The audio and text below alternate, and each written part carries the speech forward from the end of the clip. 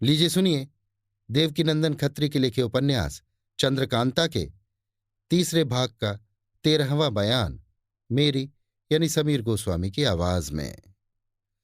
कुंवर बीरेंद्र सिंह धीरे धीरे बेहोश होकर उस गद्दी पर लेट गए। जब आंख खुली अपने को एक पत्थर की चट्टान पर सोए पाया। घबरा कर इधर उधर देखने लगे। चारों तरफ ऊंची ऊंची पहाड़ियां, बीच में बहता चश्मा, किनारे किनारे जामुन के दरख्तों की बहार। देखने से मालूम हो गया कि ये वही तहखाना है जिसमें अय्यार लोग कैद किए जाते थे।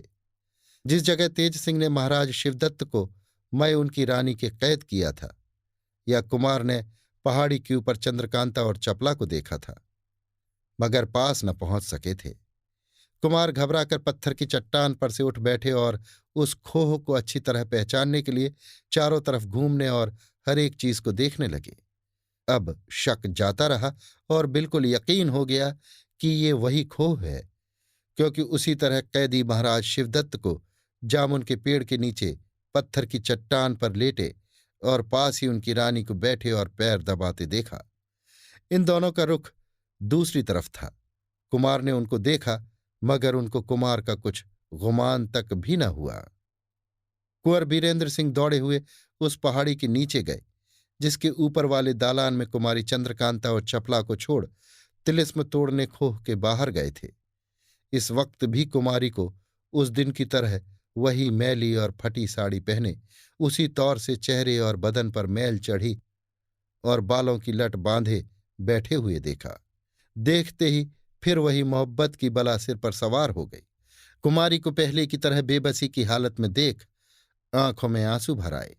गला रुक गया और कुछ शर्मा के सामने से हट एक पेड़ की आड़ में खड़े हो जी में सोचने लगे, हाय, अब कौन मुंह लेकर कुमारी चंद्रकांता के सामने जाऊं और उससे क्या बातचीत करूं। पूछने पर क्या ये कह सकूंगा कि तुम्हें छुड़ाने के लिए तिलिस्म तोड़ने गए थे, लेकिन अभी तक वो नहीं टूटा। हाँ, मुझसे तो ये बात कभी नहीं कही जाएगी। क्या करूं, वन कन्या के फेर में तिलिस्म तोड़ने की भी सुध जाती रही और कई दिन का हर्ज भी हुआ। जब कुमारी पूछेगी कि तुम यहां कैसे आए तो क्या जवाब दूंगा। शिवदत्त भी यहां दिखाई देता है। लश्कर में तो सुना था कि वो छूट गया, बल्कि उसका दीवान खुद नजर लेकर आया था। ये सब क्या मामला है। इन सब बातों को कुमार सोच ही रहे थे कि सामने से तेज सिंह आते दिखाई पड़े, जिनके कुछ दूर पीछे देवी सिंह और पंडित जगन्नाथ ज्योतिषी भी थे। कुमार उनकी तरफ बढ़े। तेज सिंह सामने से कुमार को अपनी तरफ आते देख दौड़े और उनके पास जाकर पैरों पर गिर पड़े। उन्होंने उठाकर गले से लगा लिया। देवी सिंह से भी मिले और ज्योतिषी जी को दंडवत किया। अब ये चारों एक पेड़ के नीचे पत्थर पर बैठकर बातचीत करने लगे। कुमार, देखो तेज सिंह, वो सामने कुमारी चंद्रकांता उसी दिन की तरह उदास और फटे कपड़े पहने बैठी है और उसके बगल में उसकी सखी चपला बैठी अपने आंचल से उनका मुंह पोंछ रही है। तेज सिंह, आपसे कुछ बातचीत भी हुई? कुमार, नहीं, कुछ नहीं।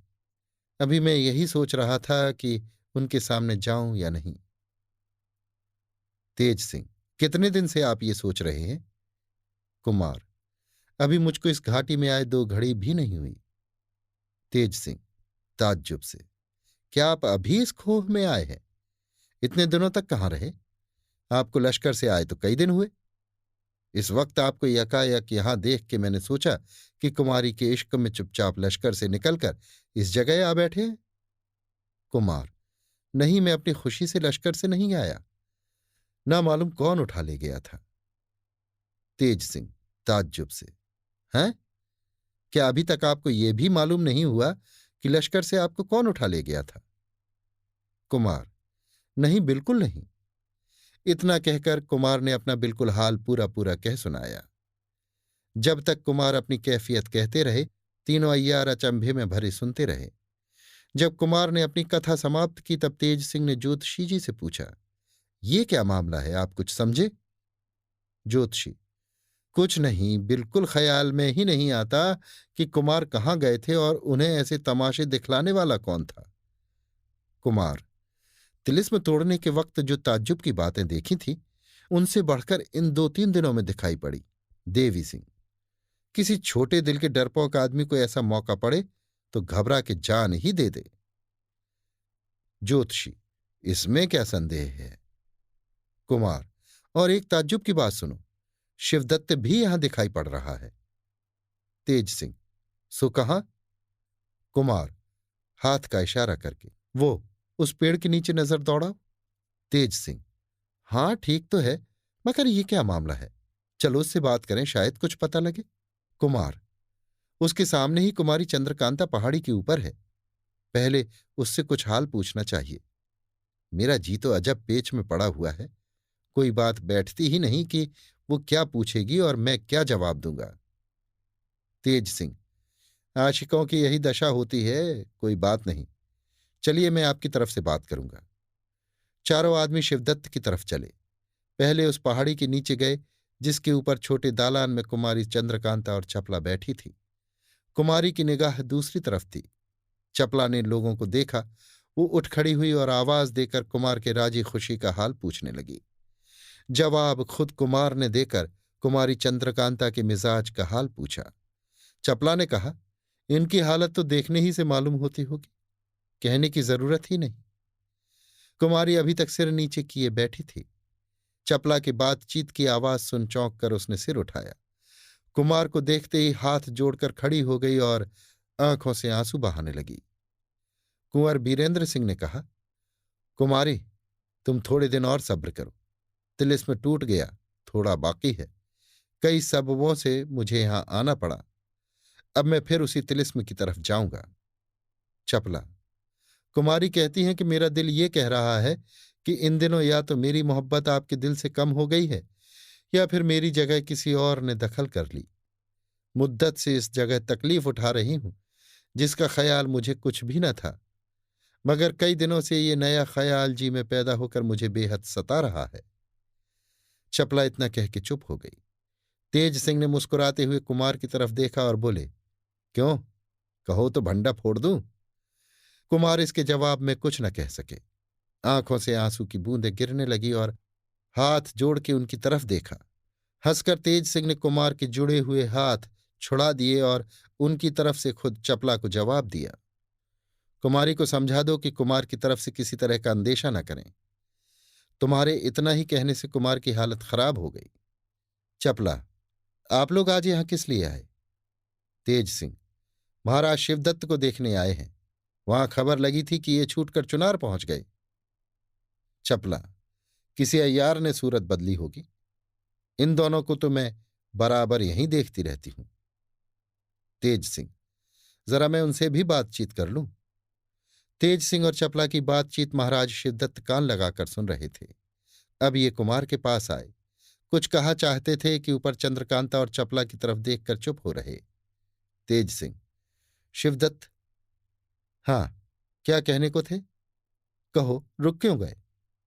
शिवदत्त, अब न कहूंगा। तेज सिंह, क्यों? शिवदत्त, शायद ना कहने से जान बच जाए। तेज सिंह, अगर कहोगे तो तुम्हारी जान कौन लेगा? शिवदत्त, जब इतना ही बता दूं तो बाकी क्या रहा? तेज सिंह, ना बताओगे तो मैं तुम्हें कब छोड़ूंगा? शिवदत्त, जो चाहो कहो, मगर मैं कुछ न बताऊंगा। इतना सुनते ही तेज सिंह ने कमर से खंजर निकाल लिया। साथ ही चपला ने ऊपर से आवाज दी, हां हां, ऐसा मत करना। तेज सिंह ने हाथ रोककर चपला की तरफ देखा। चपला, शिवदत्त के ऊपर खंजर खींचने का क्या सबब है? तेज सिंह, ये कुछ कहने को आए थे मगर तुम्हारी तरफ देखकर चुप हो रहे। अब पूछता हूं तो कुछ बताते नहीं, बस कहते हैं कि कुछ बोलूंगा तो जान चली जाएगी। मेरी समझ में नहीं आता कि ये क्या मामला है। एक तो इनके बारे में हम लोग आप ही हैरान थे, दूसरे कुछ कहने के लिए हम लोगों के पास आना और फिर तुम्हारी तरफ देखकर चुप हो रहना और पूछने से जवाब देना कि कहेंगे तो जान चली जाएगी। इन सब बातों से तबीयत और परेशान होती है। चपला, आजकल ये पागल हो गए हैं। मैं देखा करती हूं कि कभी कभी चिल्लाया और इधर उधर दौड़ा करते हैं। बिल्कुल हालत पागलों की सी पाई जाती है। इनकी बातों का कुछ ख्याल मत करो। शिवदत्त, उल्टे मुझी को पागल बनाती है। तेज सिंह शिवदत्त से, क्या कहा? फिर तो कहो। शिवदत्त, कुछ नहीं, तुम चपला से बातें करो। मैं तो आजकल पागल हो गया हूं। देवी सिंह, वाह, क्या पागल बने हैं। शिवदत्त, चपला का कहना बहुत सही है। मेरे पागल होने में कोई शक नहीं। कुमार, ज्योतिषी जी, जरा इन नई गढ़ंत के पागल को देखना। ज्योतिषी हंसकर, जब आकाशवाणी ही हो चुकी है कि ये पागल हैं, तो अब क्या बाकी रहा। कुमार, दिल में कई तरह के खुटके पैदा होते हैं। तेज सिंह, इसमें जरूर कोई भारी भेद है। ना मालूम वो कब खुलेगा। लाचारी यही है कि हम कुछ कर नहीं सकते। देवी सिंह, हमारी उस्तादिन इस भेद को जानती हैं, मगर उनको भी इस भेद को खोलना मंजूर नहीं। कुमार, ये बिल्कुल ठीक है। देवी सिंह की बात पर तेज सिंह हंसकर चुप हो रहे। महाराज शिवदत्त भी वहां से उठकर अपने ठिकाने जा बैठे। तेज सिंह ने कुमार से कहा, अब हम लोगों को लश्कर में चलना चाहिए। सुनते हैं कि हम लोगों के पीछे महाराज शिवदत्त ने लश्कर पर धावा मारा, जिससे बहुत कुछ खराबी हुई। मालूम नहीं पड़ता वो कौन शिवदत्त था, मगर फिर सुनने में आया कि शिवदत्त भी गायब हो गया। अब यहां आकर फिर शिवदत्त को देख रहे हैं। कुमार, इसमें तो कोई शक नहीं कि ये सब बातें बहुत ही ताज्जुब की हैं। खैर, तुमने किसकी जुबानी सुना है? साफ साफ कहो। तेज सिंह ने अपने तीनों आदमियों का कुमार की खोज में लश्कर से बाहर निकलना, नौगढ़ राज्य में सुरेंद्र सिंह के दरबार में भेष बदले हुए पहुंचकर दो जासूसों की जुबानी लश्कर का हाल सुनना, महाराज जयसिंह और राजा सुरेंद्र सिंह का चुनार पर चढ़ाई करना इत्यादि सब हाल कहा, जिसे सुन कुमार परेशान हो गए। खोह के बाहर चलने के लिए तैयार हुए। कुमारी चंद्रकांता से फिर कुछ बातें कर और धीरज दे आंखों से आंसू बहाते कुंवर बीरेंद्र सिंह उस खोह के बाहर हुए। शाम हो चुकी थी जब ये चारों खोह के बाहर आए। तेज सिंह ने देवी सिंह से कहा कि हम लोग यहां बैठते हैं, तुम नौगढ़ जाकर सरकारी अस्तबल में से एक उम्दा घोड़ा खोल लाओ, जिस पर कुमार को सवार करा के तिलिस्म की तरफ ले चलें। मगर देखो, किसी को मालूम ना हो कि देवी सिंह घोड़ा ले गए हैं। देवी सिंह, जब किसी को मालूम हो ही गया तो मेरे जाने से फायदा क्या। तेज सिंह, कितनी देर में आओगे? देवी सिंह, ये कोई भारी बात तो है नहीं जो देर लगेगी, पहर भर के अंदर आ जाऊंगा। ये कहकर देवी सिंह नौगढ़ की तरफ रवाना हुए। उनके जाने के बाद ये तीनों आदमी घने पेड़ों के नीचे बैठकर बातें करने लगे। कुमार, क्यों ज्योतिषी जी, शिवदत्त का भेद कुछ न खुलेगा? ज्योतिषी, इसमें तो कोई शक नहीं कि वो असल में शिवदत्त ही था, जिसने कैद से छूटकर अपने दीवान के हाथ आपके पास तोहफा भेजकर सुलह के लिए कहलाया था। और विचार से मालूम होता है कि वो भी असली शिवदत्त ही है, जिसे आप इस वक्त खोह में छोड़ आए हैं। मगर बीच का हाल कुछ मालूम नहीं होता कि क्या हुआ। कुमार, पिताजी ने चुनार पर चढ़ाई की है, देखें इसका नतीजा क्या होता है। हम लोग भी वहां जल्दी पहुंचते तो ठीक था। ज्योतिषी, कोई हर्ज नहीं, वहां बोलने वाला कौन है? आपने सुना ही है कि शिवदत्त फिर गायब हो गया, बल्कि उस पुर्जे से जो उसके पलंग पर मिला, मालूम होता है फिर गिरफ्तार हो गया। तेज सिंह, हाँ, चुनार दखल होने में कोई शक नहीं है, क्योंकि सामना करने वाला कोई नहीं, मगर उनके अय्यारों का जरा खौफ बना रहता है।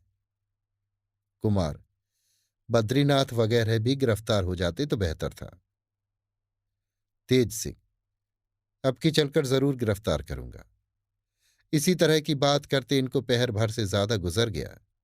देवी सिंह घोड़ा लेकर आ पहुंचे, जिस पर कुमार सवार हो तिलिस्म की तरफ रवाना हुए। साथ साथ तीनों अय्यार पैदल बातें करते जाने लगे। अभी आप सुन रहे थे देवकीनंदन खत्री के लिखे उपन्यास चंद्रकांता के तीसरे भाग का 13वां बयान, मेरी यानी समीर गोस्वामी की आवाज में।